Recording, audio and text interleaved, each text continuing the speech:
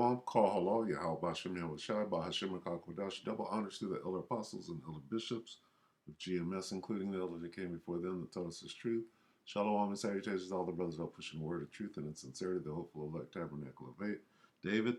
Shalom and salutations to all the Aquad listening and learning, being a pillar of rest.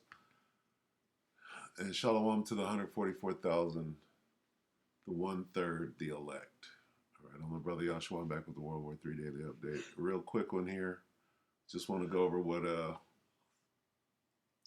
Tucker said. So we'll start at Joel 3:9. Proclaim ye this among the Gentiles. Prepare war. Wake up the mighty men. Let all the men of war draw near. Let them come up. More war here. Joel 3:11. Assemble yourselves and come.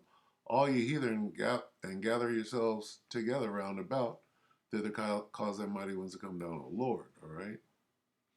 Let the heathen be weakened and come up to the valley of Yehoshaphat, for there will I sit to judge all the heathen round about. All right, so these wars are going to happen. And Tucker, right, this is the dive with Jackson and Hinkle 2 days ago. Tucker is off the leash. I'm going to back this up a little because he's talking about since he was fired or whatever they did, now he went to the internet and can say whatever he wants. And this is what he said. There's going to be a hot war with Russia within the year, is what he said. A hot war with China over Taiwan? You think they're going to make some rational decision, rather, about avoiding a hot war with Russia? Like, no, these people are insane. These people are insane. They're bloodthirsty. They want to see more money for the defense industry, for the contractors, for BlackRock. That's exactly what's going to happen if we have a hot war with Russia. So when I saw this clip of Tucker Carlson, I knew I had to share it because, again, as he becomes more independent, he's speaking more and more facts. Take a listen to what Tucker had to say about the coming hot war with Russia that he believes is going to happen. I think the lies are unsustainable. Lying is always unsustainable. You're always found out in the end, whether in your lifetime or posthumously. But lies are always revealed by their nature. And these lies are that it's going to be very clear to the majority of voters before the election that the Biden administration has no idea what it's doing, that Joe Biden is not running the government, and that it's not working at all. And I think by that point we're going to have a real economic contraction. I think we're going to be in the teeth of a very tough recession, and that makes everything much more intense. And so if your goal is to maintain power, and if you think once you relinquish power, the problem with criminalizing politics is the people who do it imagine or know that it will be done to them. So once you start indicting your political opponents, you know that you have to win or else they're going to indict you if they win, right? Right. And so they can't lose. They will do anything to win. So how do they do that? They're not going to do COVID again. I know everyone on the right's afraid they're going to do COVID and mask mandate. They're not going to do that. They can't do that. If they've already been exposed, that won't work. There's going to be, no, what are they going to do? They're going to go to war with Russia. That's what they're going to do. There will be a hot war between the United States and Russia in the next year. And really? Yes, of course. They want it anyway. I don't think we'll win it, but that's a separate analysis. But I think it's a political matter. They need to declare war footing in order to assume war powers in order to win. I believe that. And I think the evidence suggests that's true. So if you're worried about our politics getting even more vicious than it already is, and people being hurt in our politics, which is entirely possible, you should be worried about the prospect of an open war. We're already at war with Russia, of course. We're funding their enemies. So we're fighting Russia. But I mean, an open battle with Russia where we say we're at war with Russia. I think that could easily happen. I think we could Tonkin Gulf our way into it, where all of a sudden missiles land in Poland. The Russians did it. Our NATO allies been attacked. We're going to war. I could see that happening very easily. So if you're worried about that, you need to put as much pressure as you possibly can on the Republican-held Senate to force a peace, which can be done. The United States could force a peace in Ukraine tonight. We're funding one side. There is no Ukrainian army outside of NATO. If NATO withdrew its support for Ukraine, Ukraine would crumble in a day. So we are the only power in the world that can bring both sides to the table to force a peace, which will be unsatisfactory as all forced peaces are. Like each side will give more than it wants, but that's the only option. When they shall say peace and safety, sudden destruction. Sudden destruction is coming anyway. So stay on course. You're right on this one. Otherwise, I would bet my house on it. We are going to war with Russia, and of course, the stakes are everything. Our life on the planet. I mean, these are the two biggest nuclear arsenals in the world facing off against each other. So, like, this is insane. They're insane. These are people who think men can become women, who believe that face masks save you from COVID. I mean, these are not rational people. Would they go to war with Russia? Of course they would. Again, they want to anyway. And I don't know why Republicans don't get this at all, but they don't seem to get it. And meanwhile, Republican leaders, and Mitch McConnell's senile too, so I don't even blame him, but all the stupid Republican senators and McCarthy in the House, I mean, it's pathetic. These people are all on board with the war against Russia. Why? Well, I think it may even be scarier because you say they believe masks work or they believe men can become women and so on and so forth. I don't know that they believe that. I think it may be worse. I think they can say or do anything to hang on to power. Their view of Russia is very, and I can say this as someone who was, against the Soviets when it mattered, when they existed. But I'm maybe the only person in the United States who doesn't really have very strong feelings about Russia. I'm not that interested in Russia. I don't see it as our enemy or ally. I just don't have strong emotions about Russia. So I look at this and I see true hysteria. Like they've convinced themselves that our global enemy is Russia. And I really think they mean that. And certainly the Republicans mean it. The Nikki Haley, Mike Pence, the low IQ wing of the Republican Party, which is most of the Republican Party, is low IQ at the leadership level. They all think that, and they mean it. And, someone needs to slap them awake. You're leading this country to its destruction. We've already lost control of the world. The American empire's in free fall right now. And we're going to lose the U.S. dollar. And when that happens, we're going to have real poverty here, like Great Depression level poverty. And it comes from this war. And I don't understand why no one else can see this, but it's super obvious once you leave. Go spend a week in Europe and talk to smart people on both sides. It doesn't matter what their politics are, and ask them, what effect do you think the war in Ukraine has had on American leadership in Europe? Dude, and by the way, Western Europe is our only reliable ally in the world. We only have one real ally, and that's Western Europe. And Western Europe is being destroyed by this. The German economy was crushed when the Biden administration blew up Nord Stream. I know nobody cares, but if you think long term about this, they're really kicking the legs out from under this country in a way that is not possible to repair, at least in the short term. Now, the question is why. I'm going to stop it. It's very interesting. I really want to let me watch just a little. I want to see what he has to say about this. Little Jackson Hinkle. Well, speaking of Russia, I have one more clip to play. So you listen to that and you think, okay, well, he said I'd bet my house on the fact that I think we're going to be in a hot war with Russia. He's right. Tucker's a serious guy. I mean, he's been wrong in his career and he's owned up to that and he's apologized for that. We've all been wrong about things in our lives. But he's been right about a damn good number of things over the past several years. He has. You can't take that away from him. Like him or not, like what he believes or not, he's been right about a lot of these things. And he's been right when it counts.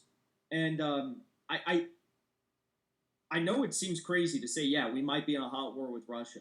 Because we've been in this war for so long and avoided a hot war, like a technical hot war where the U.S. is sending, rounding up young men like my age and sending them off to go fight against the Russians.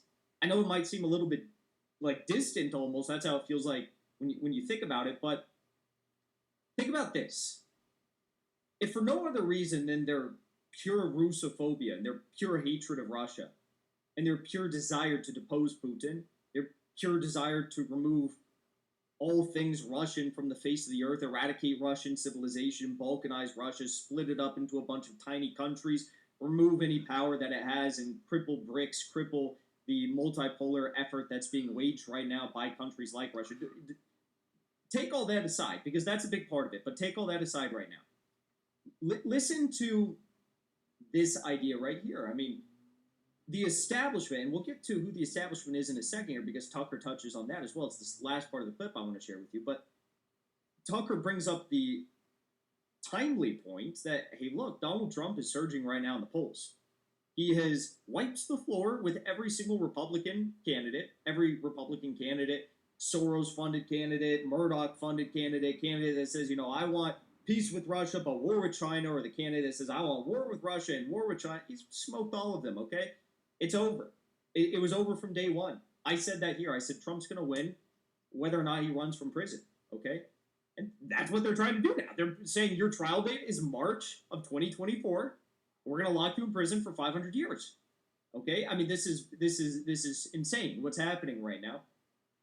But like I said, Donald Trump will literally win from prison if he runs from prison. You guys saw the reaction. About the war, he had the record.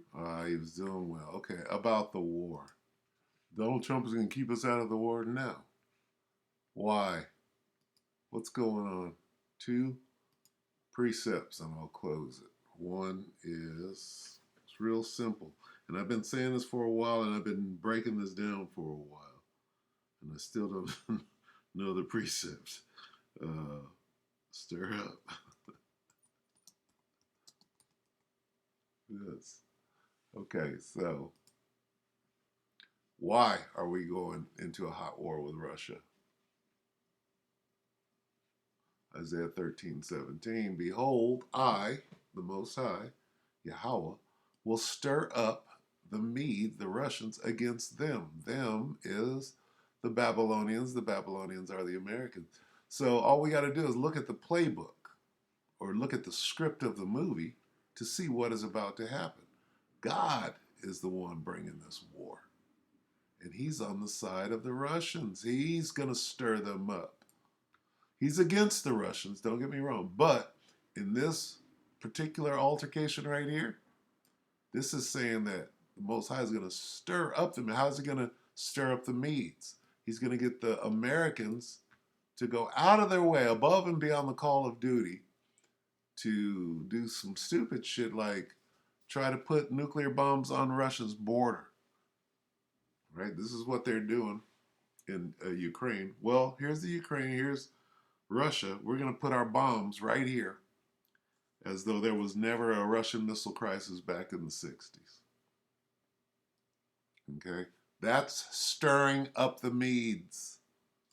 The Most High is using the Babylonians to stir up the Medes. So Vladimir Putin knows who he's fighting against. He's fighting against Babylon, against the Americans.